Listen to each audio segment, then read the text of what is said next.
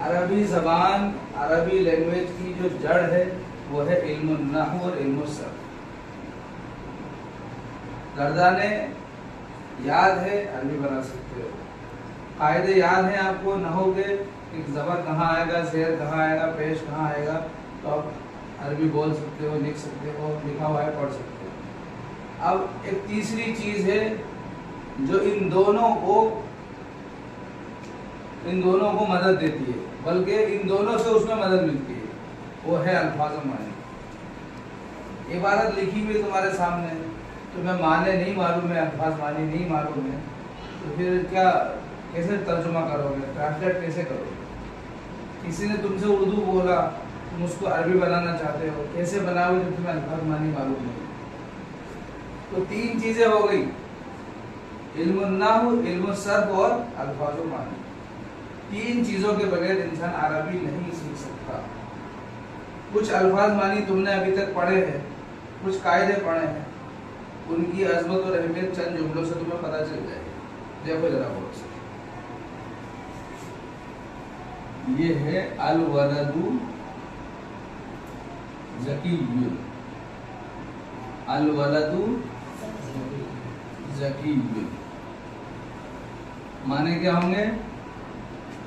لڑکا ذہین, لڑکا ذہین ہے, لڑکا ذہین ہے. ٹھیک ہے, یہ تو ہو گیا نحو کا قاعدہ. تمہیں پتا ہے مبتدا معرفہ ہوتا ہے, اس لیے الف لام لگائے. الف لام آتا ہے تو پھر ایک پیش رہ جاتا ہے, ایک پیش ختم ہو جاتا ہے, وہ ایک پیش کے بدلے الف لام آ گیا. ٹھیک ہے, ذکیٌ یہ خبر ہے کہ لڑکا ذہین ہے, یہ خبر ہے, تو خبر نکیرہ ہوتی ہے, اس کے اوپر دو پیش ہوتے ہیں, یہ تم نے پڑھ لیا. نکیرہ مرفوع ہوتی ہے نا خبر, دو پیش ہوتے ہیں اس کے اوپر, یہ خبر ہے. تو یہ نحو سے کیا پتہ چلا کہ پہلا جملہ کیسے ہوگا, دوسرا کیسے ہوگا, دونوں کا علم تمہیں ہو گیا. اب صرف سے دیکھو,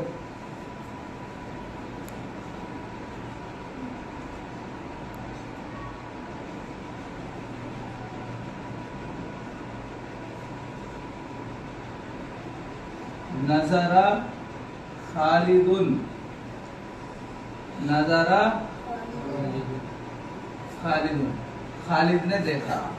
نظر خالد کے معنی خالد نے دیکھا. کس کو دیکھا؟ ولدن, ولدن لڑکے, ذکی, ایک ذہین لڑکے کو. خالد نے ایک ذہین لڑکے کو دیکھا.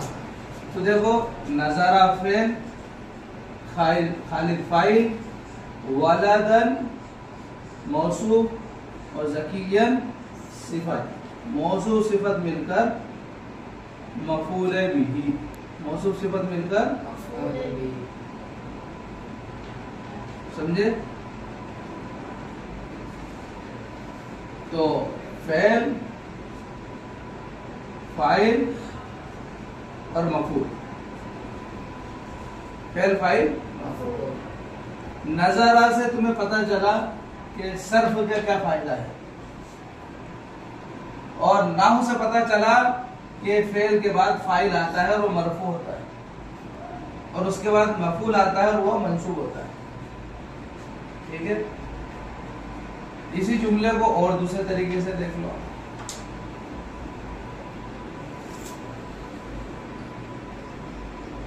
کانا, اب تم نے پڑھا ہے, اسی کو یاد رکھو, الولد ذکی. کانا فعل ناقص ہے, اور فعل ناقص مبتدا خبر پر داخل ہوتا ہے, اور مبتدا کو اپنا اسم بنا کر مرفوع. تو یہ کان الولد, مبتدا کو اپنا اسم بنا کر مرفوع. تو بہرحال الولد اپنی حالت میں رہا, بس فرق یہ ہوا کہ یہ کانا کا اسم کہلائے گا. خبر کو اپنی خبر بنا کر منصوب کرتا ہے, پہلے ناقص کیا کرتا ہے, خبر کو اپنی خبر بنا کر منصوب کر دیتا ہے. تو یہ کانا کی خبر ہوگی. اب یہ کیا کہلائے گا, کانا کی خبر. اب دیکھو ذکیٌ تھا, ذکیًا ہو گیا. اگر تمہیں نحو کا علم ہے تو تمہیں پتا ہوگا کہ کانا کی خبر منصوب ہوتی ہے. جیسے کان اللہ غفور, नहीं, इन्नल्लाह गफूरुन कानल्लाहु गफूरन। इन्नल्लाह गफूरुन, बेशक अल्लाह बख्शने वाला है। इन्नल्लाह गफूरुन, इन्नल्लाह रहीमुन, इन्नल्लाह अलीमुन, इन्नल्लाह समीउन।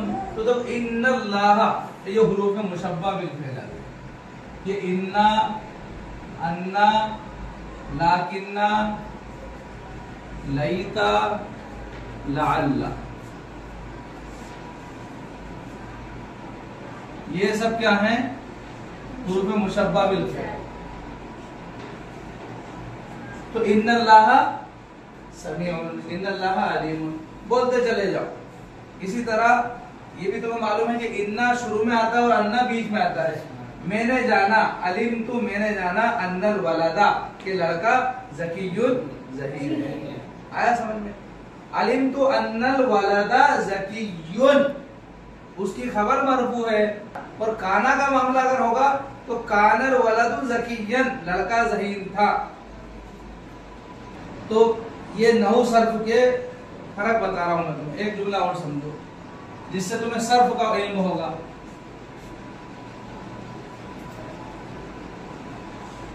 जैसे करूमा, करूमा के माने बुजुर्ग होना। करूमा के माने बुजुर्ग होना। क्या माने है? बुजुर्ग होना। करूमा बुजुर्ग होना। अब करूमा वलदुन, करूमा लड़का बुजुर्ग हुआ, लड़का